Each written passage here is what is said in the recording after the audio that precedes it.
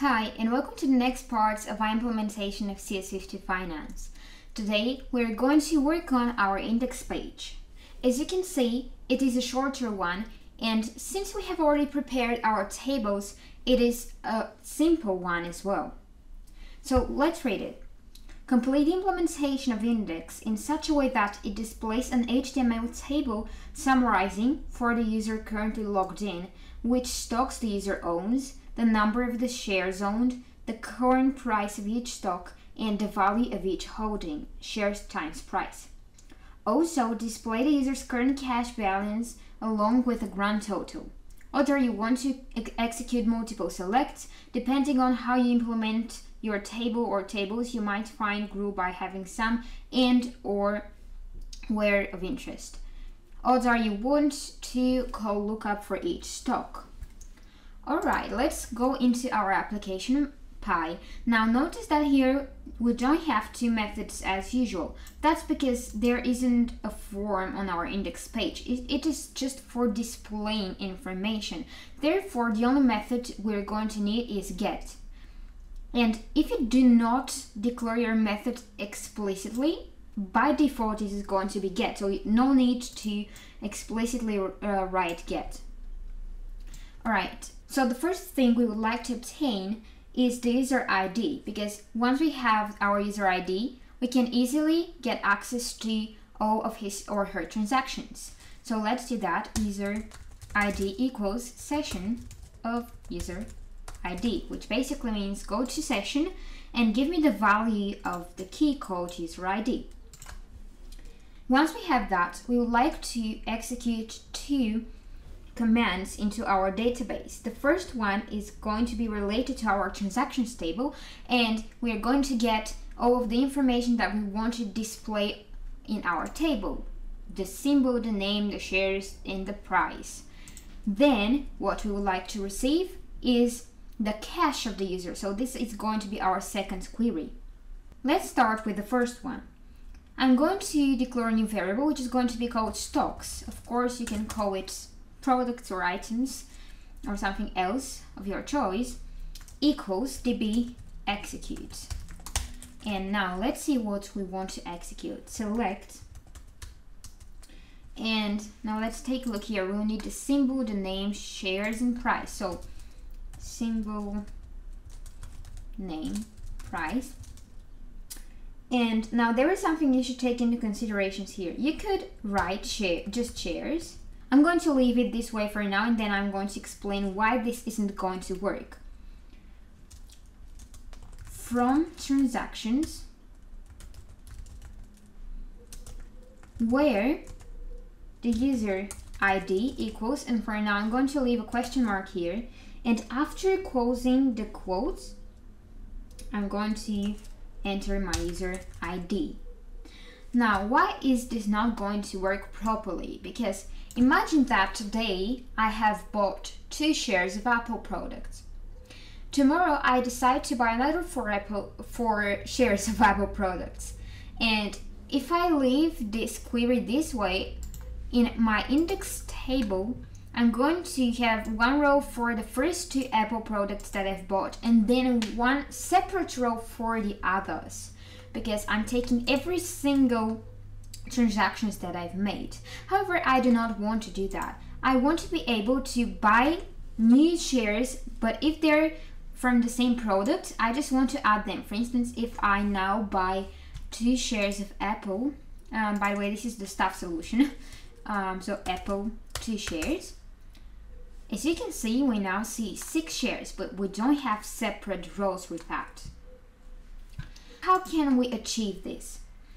It is actually very easy. The first thing we need to do is go here in the end after having entered our ID and add something called group by, and I'll write symbol. So basically what this means is take all of the Apple products and do something with them. Take all the Tesla products and do something by them. Group them by the symbol. So there are going to be a couple of groups, one for Apple, one for Tesla, but they're all going to be on one place, like each of them. And the other thing, now once we have grouped them, we actually want to obtain the sum of the shares. So if we go back here, we'll actually have two transactions, one for the first 4 shares and one for the second 2. And then we're saying group them by symbol. So if the symbol is Apple, it means that I have bought Apple products twice, and then take the sum of the shares. So the first time, actually if we go to the history, I think this is going to be better. If you go to the history page, we see that the first time we have bought 4 shares and then another 2.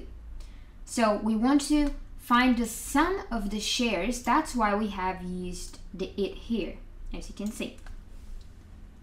Alright, we're done with that. Let's now create our second query, which is going to be, say, cash equals db execute.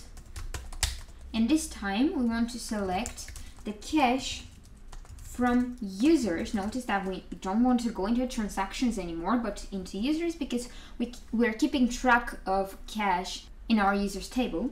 So users, and now where ID equals question mark again. This is very common, so you should get used to it. And now just enter our user ID. What we're doing here is we're going into cache. We're looking, for instance, for a user with an ID of 3, if this here is free, and we want to get access to his cache. Alright, now recall that last time we talked that every time we execute this command, like db execute, we actually obtain a list of dictionaries here. So I'm not going to print that again because I explained it in details in the previous video. So please, if you don't know why this is happening, you can go back to part 3 and take a look at it. But if you remember it, the way to actually get rid of the list is by taking the first element and then getting access to cache. If this seems confusing, please go to my other video. I have explained that. I just don't want to repeat things since all of the videos are on my YouTube channel. Alright, now this was a list of a dictionary. We got rid of the list with this, like we obtained the dictionary itself, and then we got the value of our cache key. So now the only thing we want to do is actually render, so return render template, which is going to be index.html. But now this is not going to be enough because we want to pass these variables into our template. So let's first enter stocks equals stocks. Again, these don't have too much. The first word, like on the left of our equal sign, is the name of the variable we're going to pass into index. So if we call it items here, when we create our index.html, we're going to use items as a variable name. And then this is the name of the variable that we have declared up here. So if this were items, this was going to be items as well. Okay, I hope this is clear. So let's go back. I usually use the same names just for convenience. The next thing we would like to add is the cache. So cache equals cache. And I'm going to pass in the USD function again, just for fun, because I find it interesting. Again, you can use the normal approach that most programmers use. You can just do USD, a function of cache here.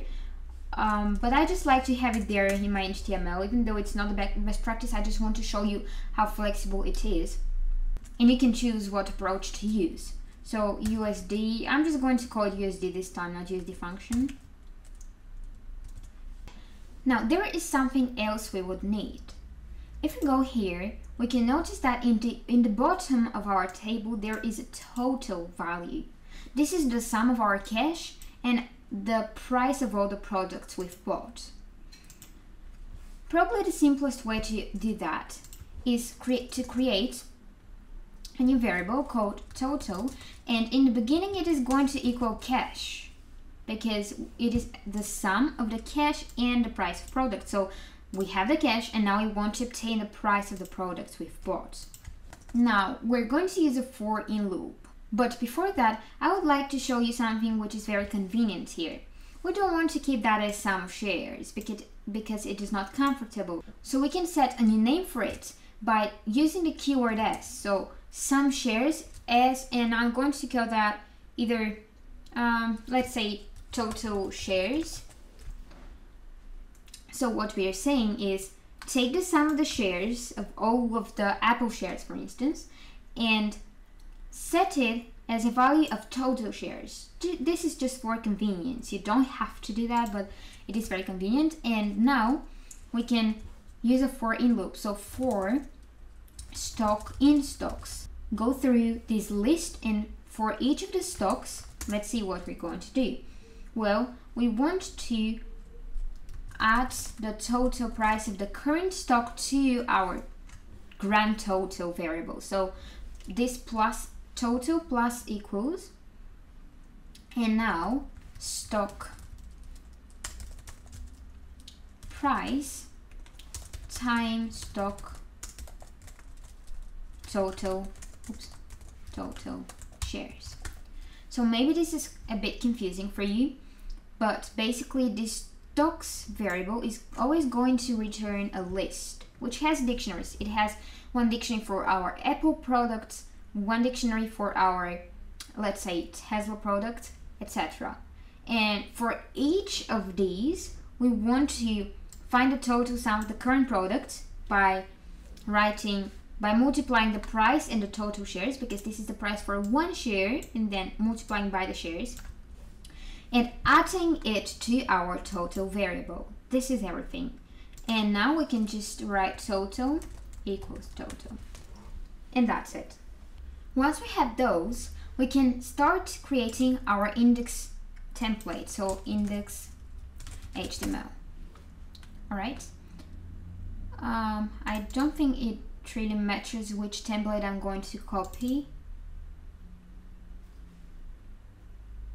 because, okay, let's copy this one, but we're not going to use much of it because index has a kind of unique template. So this is going to be, I don't know, home, because index doesn't sound right to me. Like, the programmers understand what it is, but home sounds a bit weird. And now we don't want a form at all. We just want to have one table inside of this. So let's write our table tag. And we're going to start with our table head. Then we're going to have table body and a table footer. But the tag is actually foot, notice that. And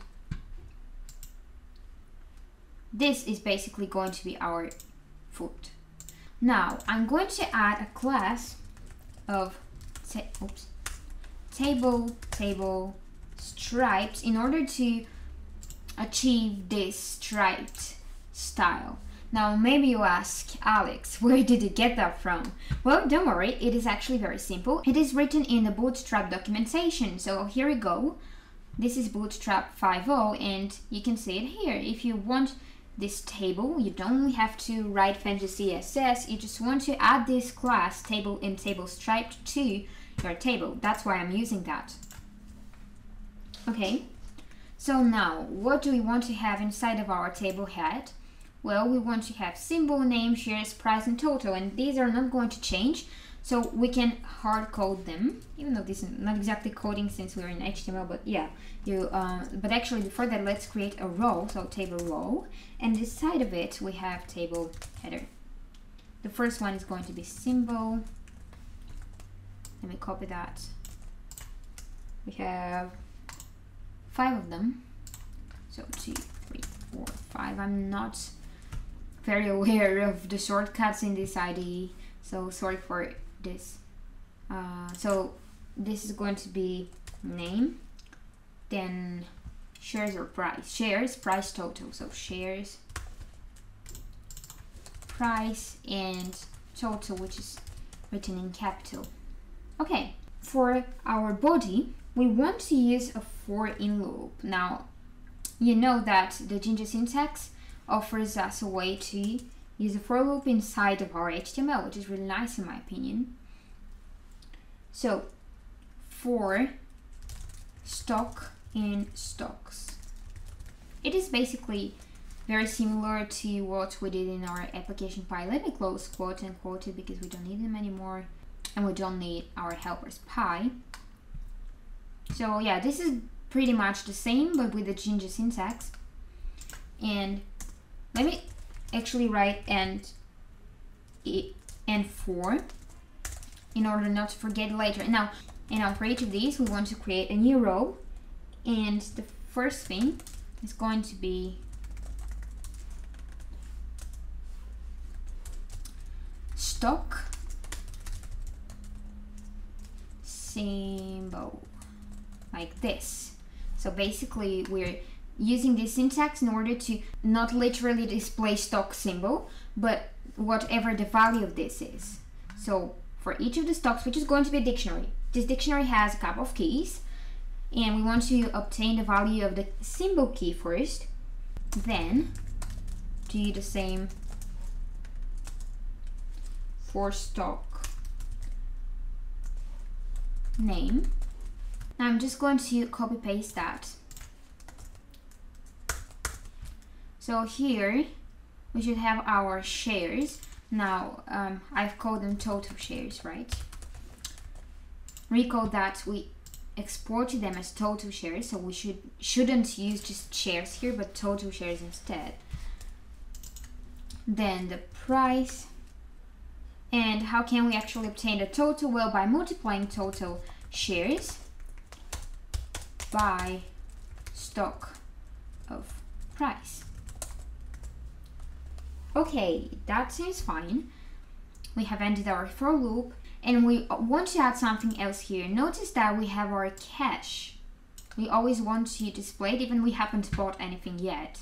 So how can we do that? Well, after our for loop, we can add another row, which is going to have TD cash here. So instead of a symbol, we are going to use cash. As you can see, this is the symbol of Apple, and underneath we are using cash, so we are doing the same here.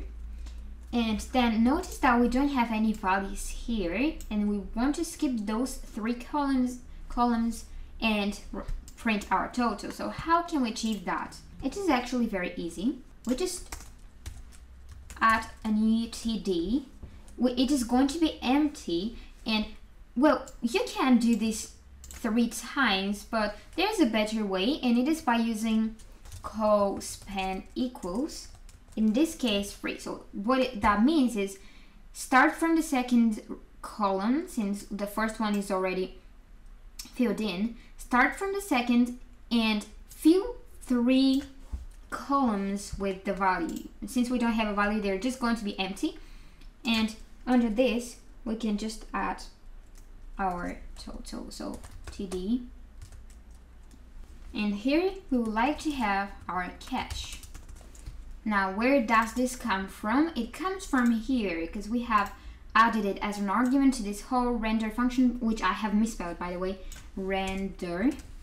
It's nice that I noticed it early enough before actually testing it. So yeah, this is where the cash comes from in the stocks. And something that I've missed here is to actually use my USD function. So here at my price, I want USD of this price. So printed, formatted. Same goes here, USD of this whole thing.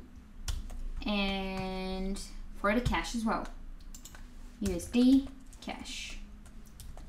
Alright, now the only thing left for implementation is our tfoot, which has the total sum of our cash and the price of the products we've bought. So since we have already passed it as a parameter here, we have our total. It is very easy. We can just add TD, tab please. Alright, now this is going to have a co-span of 4. Why? Because we have 4 empty columns, the first 4, and then we want to print our total. So we have 4 empty columns, and then TD, which is going to have the value of USD of total. Alright, that was a lot, so let's now check what's going on. And if we have some errors, we can fix them. Okay, this is because I have accidentally stopped my server or something. Oh, this is because of the refresh. Okay, so let's write city finance. Let me export my key and do Flask run. Open this. I'm probably going to make a new registration. This is username, password. Oh yeah, because I have already registered the same one. So YY. And yeah, we do have an external server error. Oh, because I have written an ampersand instead of an asterisk. Let's try that again. Okay, this is really fine. I think it actually looks good. Now this is in bold, so we could use either the B tag or the strong tag. So I prefer the strong. Let's take that from here and add in the end. Alright, this looks very good. But now let's actually try buying something and see if everything works. So we want to buy 4 shares of Apple. Okay, Apple 4 shares. This is the price, total price, and the grand total down here. Let's try buying another 2 shares of Apple, or let's first do Tesla. I'm not sure if this was the symbol, but let's see. Yes, that's it. And now let's try buying Apple again to see what happens. So Apple, 2 shares. And as you can see, we don't have a new row. Instead, we have the previous 4 shares plus the 2 new shares of it, and the total value of all the shares, the total price of the Tesla products, our cash, and the sum of our cash, basically the sum of all these. Okay, so this was everything for this part. I hope you have understood it, and I hope my video was helpful to you. If you have any questions, just as usual, you can ask me in the comment section, or you can DM me on any of my social media. Bye for now, and see you next time when we're going to implement our sale page.